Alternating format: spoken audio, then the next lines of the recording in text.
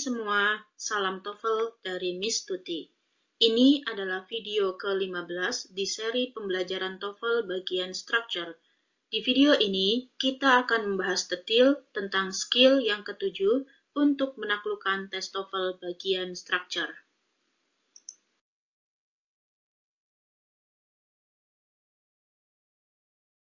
Skill ketujuh untuk menaklukkan tes TOEFL bagian Structure adalah Adverb Clause Connectors. Apa itu Adverb Clause Connectors? Yuk simak pembahasannya.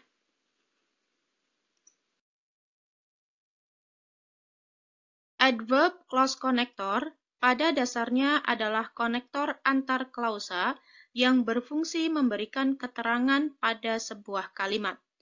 Secara fungsi, adverb connector itu sama dengan koordinat konektor and, but, or, so, yet. Hanya bedanya, adverb connector itu posisinya bisa di depan kalimat atau di tengah kalimat. Kalau konektor and, but, or, so, yet, itu kan letaknya selalu di tengah-tengah kalimat. Nah, adverb connector itu bisa berubah posisinya, baik itu di awal kalimat atau di tengah kalimat. Pada pembahasan kita kali ini, kita hanya akan fokus pada dua jenis adverb connector dahulu, yaitu adverb time connectors atau konektor yang berfungsi memberikan keterangan waktu, dan adverb cause connectors atau konektor yang berfungsi memberikan keterangan sebab akibat. Kita mulai bahas adverb time connector. Adverb time connector ini memiliki banyak ragamnya, seperti after, artinya setelah. Kemudian ada as, itu artinya seperti. Ada as long as itu artinya selama. Kemudian ada as soon as, sesegera. Before, setelah. By the time, pada waktu. Once, ketika. Since, sejak. Until, hingga. When, ketika. Whenever, kapanpun. Dan while itu artinya sembari. Sementara adverb cause connectors itu ragamnya seperti as, karena. Ini berbeda ya teman-teman. As yang sebagai cause connectors itu artinya karena. Kemudian because. Lalu ada inasmuch as. Now what. Dan ada kata since. As, because, inasmuch as, now what, since, itu sama artinya adalah karena.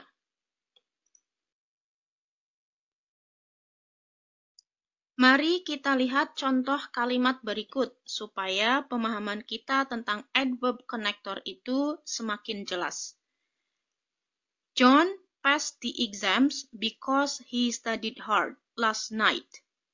Kalimat ini terbangun oleh dua klausa, di mana klausa utamanya adalah John passed the exams. Subjek untuk main clause-nya adalah John, dan verb untuk klausa utamanya adalah passed.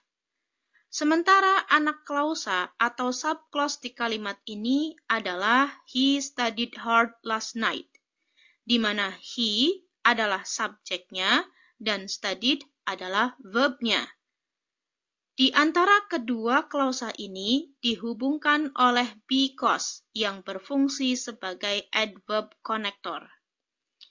Adverb connector because ini bisa berpindah posisinya ke awal kalimat.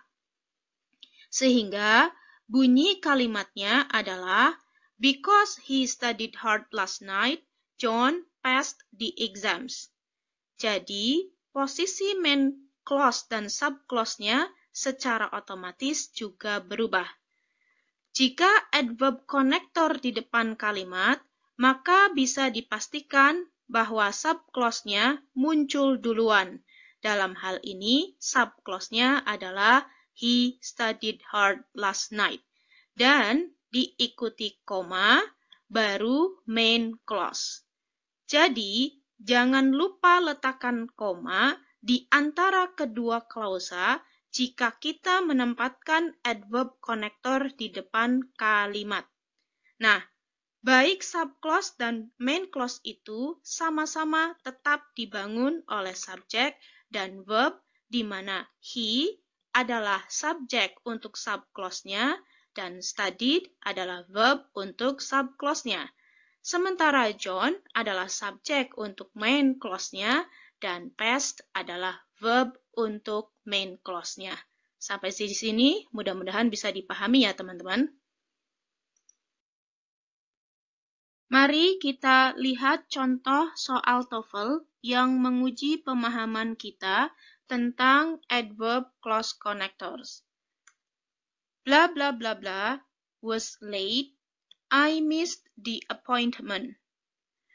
Kalau kita lihat kalimat ini, ada koma di antara kedua klausa ini, maka bisa dipastikan bahwa bla bla bla bla was late itu adalah subclause dari kalimat ini dengan was sebagai verbnya.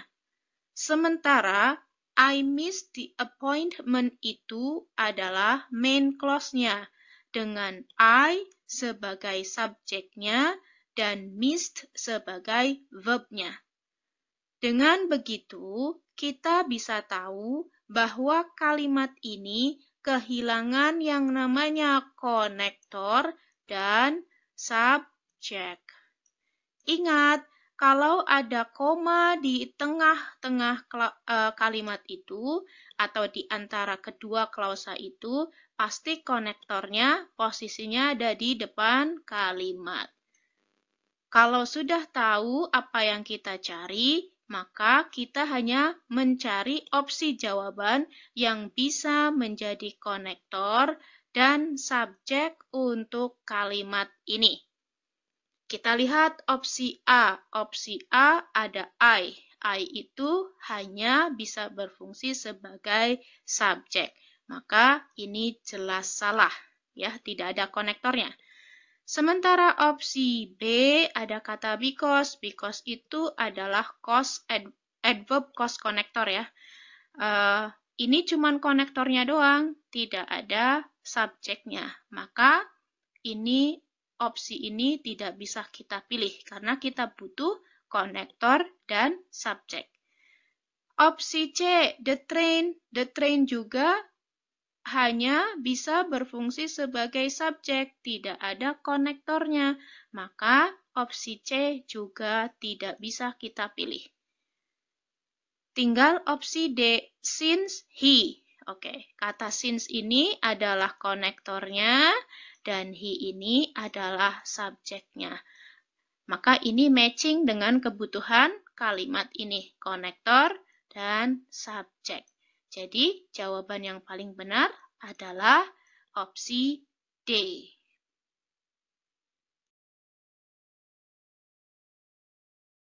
Baik, teman-teman. Sekian dulu pembahasan kita tentang skill ke-7 untuk menaklukkan tes TOEFL bagian structure, yaitu tentang adverb clause connector.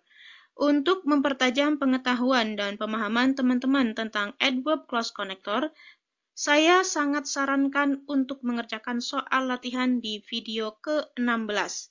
Di situ, teman-teman akan menjumpai sejumlah soal latihan adverb clause connector beserta dengan penjelasannya. Semoga video ini bermanfaat dan see you in the next video.